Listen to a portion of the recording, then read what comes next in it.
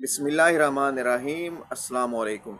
वासिफ़ अली वासिफ़ रहमतुल्लाह अलैह साहब से कहा गया, सवाल किया गया कि आपके आने से हमारे घर में बरकत आ गई है। मेरी बड़ी ख्वाहिश थी कि आप तशरीफ़ लाएं। गुफ्तगू नंबर 24 है और पेज नंबर 167 है।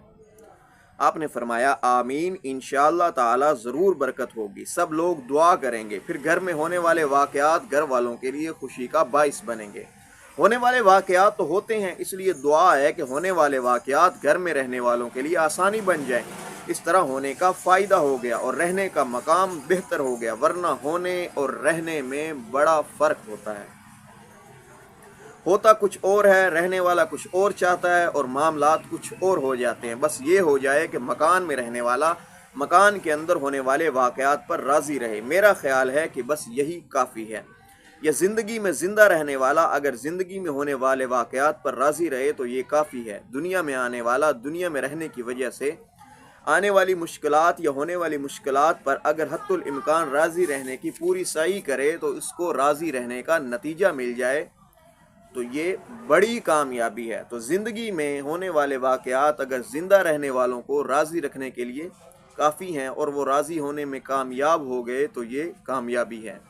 वाक़यात नहीं बदलते और ना इंसान बदलते हैं, सिर्फ़ इस मिजाज को बदलना चाहिए जिस मिजाज से इंसान आज़ुर्दा होता है या जिस मिजाज से इंसान राज़ी होता है। डेली लाइफ का वाक़या तो एक ही है, सूरज तलू होता है, गर्मियों में गर्म लगता है, सर्दियों में ठंडा लगता है। हालांकि ना गर्म होता है ना ठंडा होता है, उसके अपने वाक़यात हैं। इंसान जो ज़िंदा है उसने इतने साल गुजारने हैं, इस ज़िंदगी के वाक़यात आधे से ज़्यादा नामुवाफ़िक हुआ करते हैं। इसलिए ये इसलिए होता है कि अगर मिजाज नासाज़गार हो तो अगर मिजाज साज़गार हो जाए तो कोई भी वाक़या नासाज़गार नहीं रहता। अगर मिजाज साज़गार हो जाए तो कोई भी वाक़या नासाज़गार नहीं है। जो वाक़यात आपको पसंद नहीं है उन्हें तब्दील कर दो, जो तब्दील नहीं होते उन पर राज़ी हो जाओ।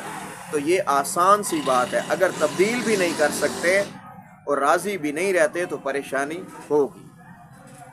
अब यहाँ पर ज़िंदगी गुजारने का एक बहुत बड़ा फार्मूला जो है वो वासिफ़ अली वासिफ़ रहमतुल्लाह अलैह साहब हमें बता रहे हैं।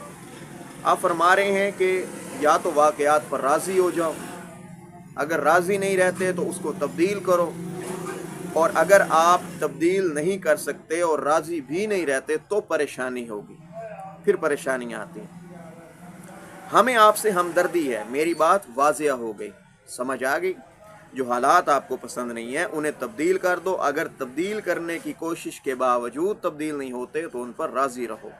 अगर राज़ी भी नहीं रहते और हालात भी तब्दील नहीं होते तो आपके साथ हमदर्दी है।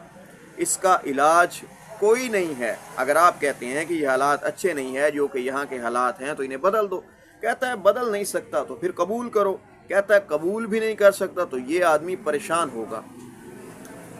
जो ना तो ठीक कर सकता है ना कबूल कर सकता है उसके लिए मुश्किल है। इसलिए ये दुआ किया करो कि या अल्लाह हमारे साथ होने वाले वाक़यात पर हमें राज़ी रहने की तौफ़ीक अता फरमा। या अल्लाह हमारे साथ होने वाले वाक़यात पर हमें राज़ी रहने की तौफ़ीक अता फरमा। आमीन। आपके साथ होने वाले वाक़यात दो तरह के होंगे।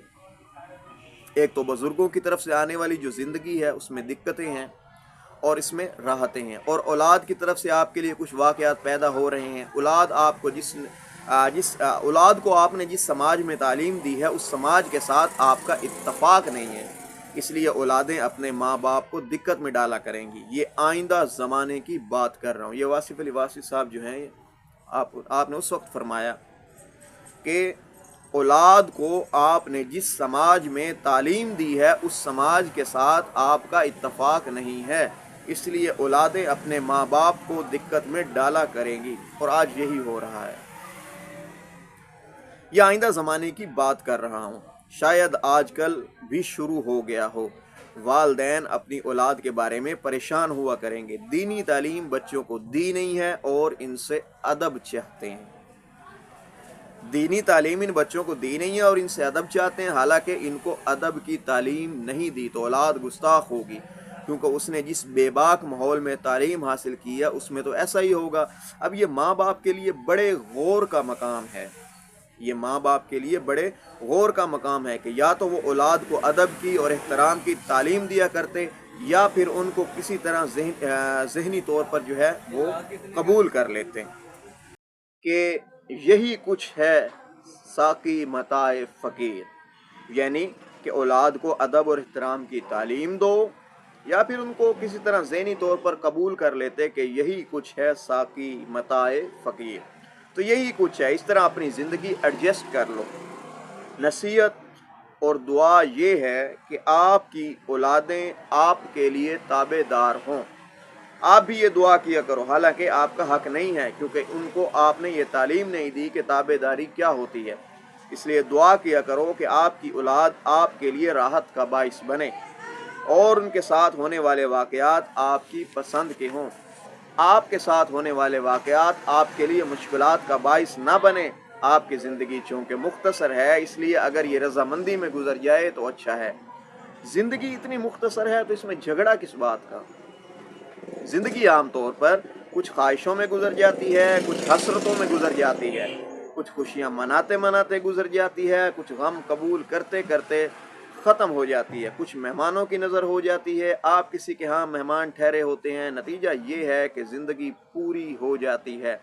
اس لیے یہ دعا کرو کہ زندگی جو ہے آپ کے لیے راحت کا باعث بنے، اور اس دعا کے ساتھ آپ کو موقع دیتا ہوں کہ سب سوال کرو، بس زندگی اپنے آپ کے لیے راحت کا باعث بنے، اور اس دعا کے ساتھ آپ کو موقع دیتا ہوں کہ آپ سوال کریں، بس زندگی آپ کے لیے راحت کا باعث بنے۔ آپ الجھن نہ بنانا، زندگی کو پیچیدہ نہ بنانا، زندگی کو سوال نہ بنانا۔ اب یہ باتیں جو ہیں کہ زندگی کو آپ الجھن نہ بنانا، راضی رہنا، زندگی کو جو ہے وہ پیچیدہ نہ بنانا، زندگی کو سوال نہ بنانا، سفرنگ کوسچن مت بناؤ، زندگی عین راحت ہے، بس چلتی جا رہی ہے، چلتی جا رہی ہے۔ اللہ سے دعا ہے کہ اللہ پاک جو ہے ہمیں